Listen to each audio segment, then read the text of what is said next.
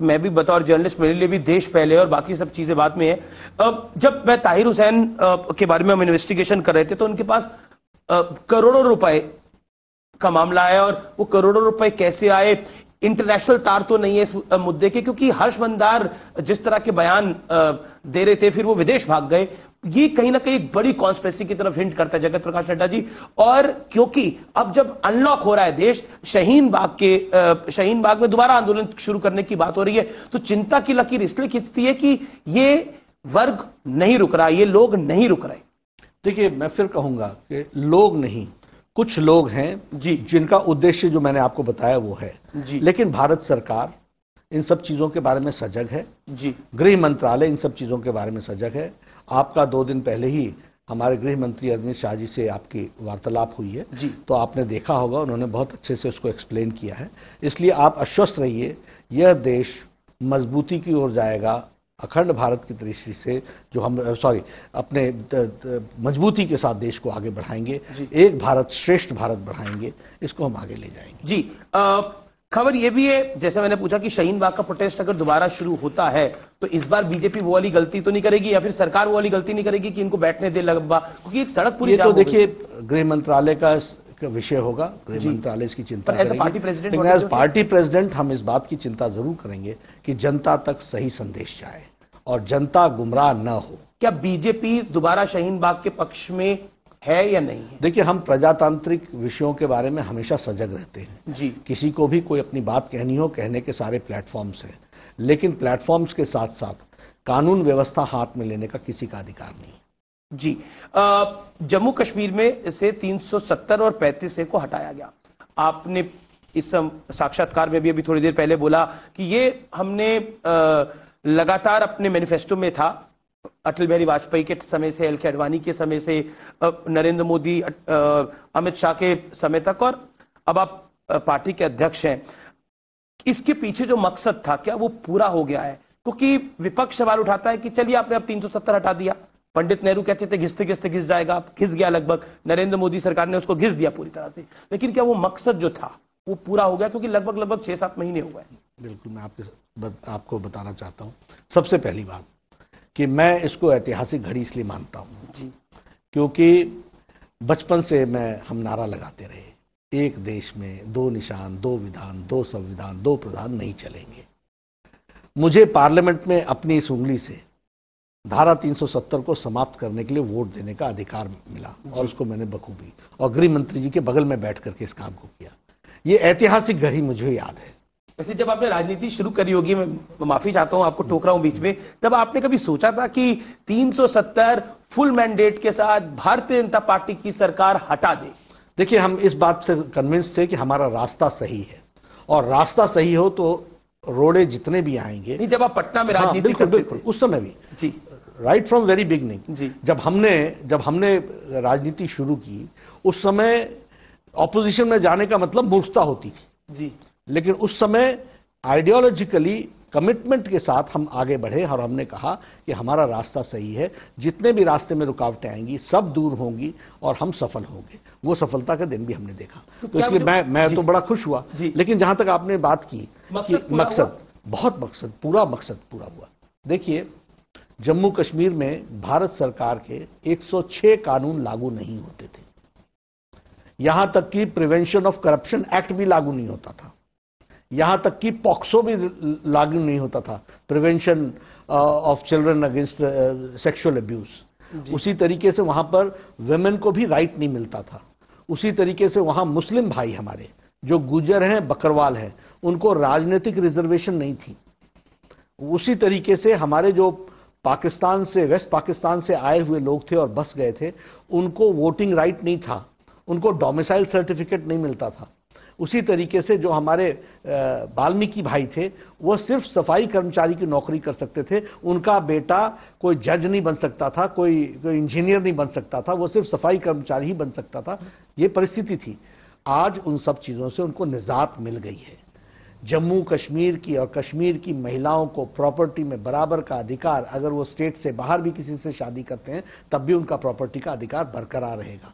भारत के कानून अक्षरशः लेटर और स्पिरिट में लागू हुए। वहां के पंचायत के प्रधानों को पैसा नहीं मिलता था, ये हमारे राजीव गांधी जी ने 74th अमेंडमेंट बिल लेकर के आए और पंचायत के पैसे को सीधे पहुंचाने का प्रयास किया। उनकी ही सरकार रही, गुलाम नबी आजाद वहां चीफ मिनिस्टर रहे, वो नहीं कर सके।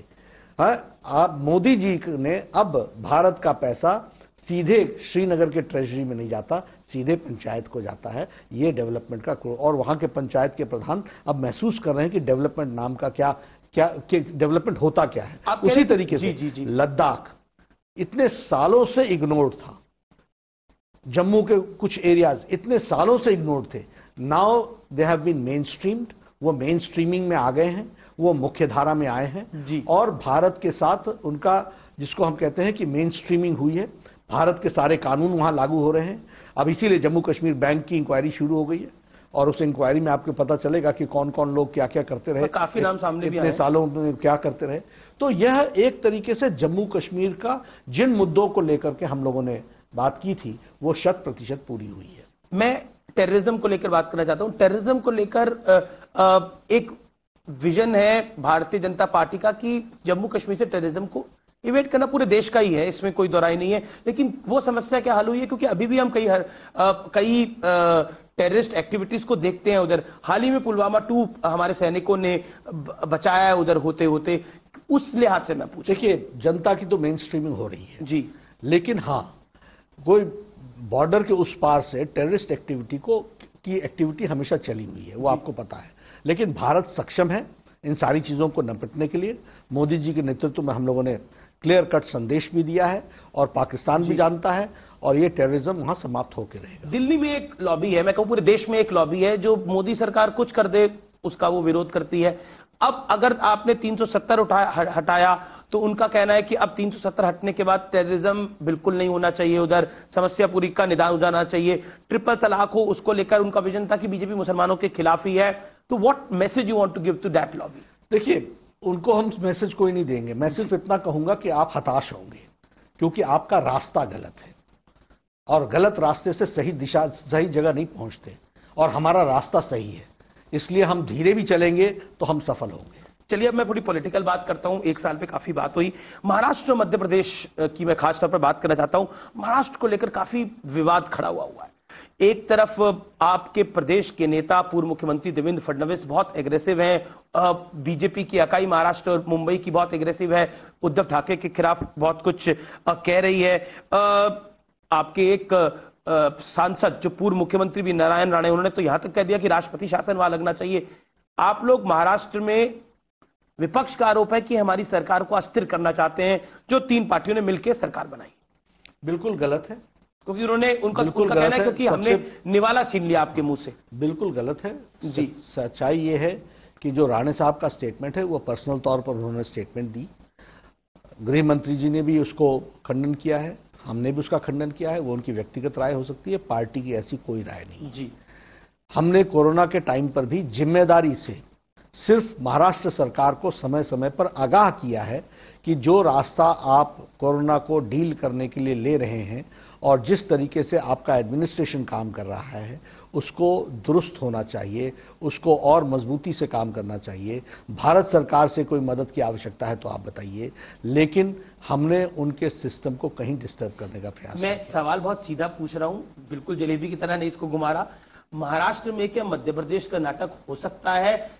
विपक्ष को ये डर है। नहीं, उनको डर रखने की कोई जरूरत नहीं है लेकिन हां मैं फिर बताता हूं, मध्य प्रदेश में उनसे अपना घर नहीं संभला जी, तो ये वो ध्यान में अब मैं कांग्रेस के बड़े नेता हैं राहुल गांधी, वो कहते हैं कि महाराष्ट्र में हम सरकार में जरूर शामिल हैं लेकिन फैसलों में हमारी प्रमुख भागीदारी नहीं है। आप मुझसे पंजाब पे पूछिए, राजस्थान पे पूछिए, छत्तीसगढ़ पे पूछिए, ये एक प्रेस वार्ता में उन्होंने बोला। तो इसीलिए जो बतौर पत्रकार हमारा शक है वो बढ़ जाता है कि कुछ तो गड़बड़ है वहां पर। देखिए राहुल जी की राजनीति के बारे में अंडरस्टैंडिंग क्या है ये आप जानते हैं जी, उनके बयानों को कितना आप समझ सकते हैं, उसकी गहराई में जाने का। कांग्रेस पार्टी कभी भी किसी भी दल के साथ जब सरकार बनाती है जी, तो उसका इतिहास ये है कि वह धोखा देती है, वह हमेशा उसमें दिक्कत पैदा करती है। ये उनका मामला है, ये वो जाने।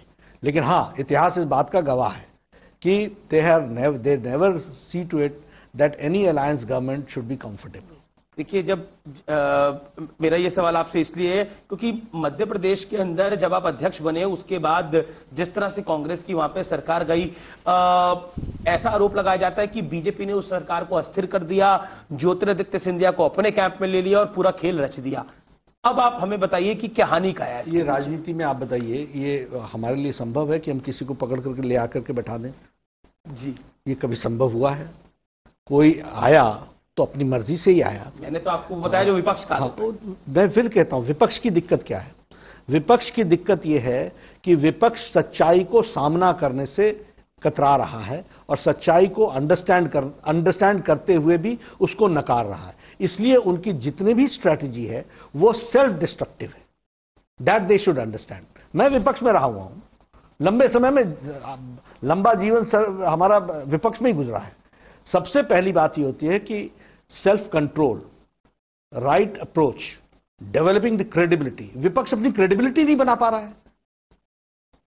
पर सिंधिया साहब का टूट जाना और मतलब जो कि राहुल गांधी के बहुत करीबी थे और भारतीय जनता पार्टी में शामिल हो जाना, तो कहीं ना कहीं तो कांग्रेस परेशान होगी। मतलब सिंधिया को आपने छीन लिया। नहीं, ठीक है, उनको परेशान होना, समस्या आती है, किसी के भी घर में आती है। आत्मचिंतन करना है ना।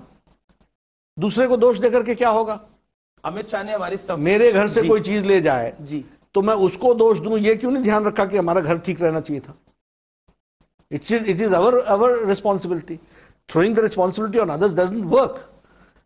और फैक्चुअल चीजों को एक्सेप्ट करना ये तो जिम्मेवारी होगी। मैं कहता हूं कि विपक्ष की दिक्कत क्या है कि विपक्ष ने अपनी जिम्मेवारी को न निभाते हुए, सतही तौर पर काम करते हुए अपनी क्रेडिबिलिटी लूज की है। क्रेडिबिलिटी के साथ साथ उनकी जितनी स्ट्रैटेजीज हैं वो सेल्फ डिस्ट्रक्टिव है जी। और इसके साथ साथ मैं ये जरूर कहना चाहूंगा कि वह कोई अच्छी तस्वीर अब उनकी पार्टी के बारे में भी और देश के लिए भी कोई अच्छा उपकरण नहीं बन पा रहे।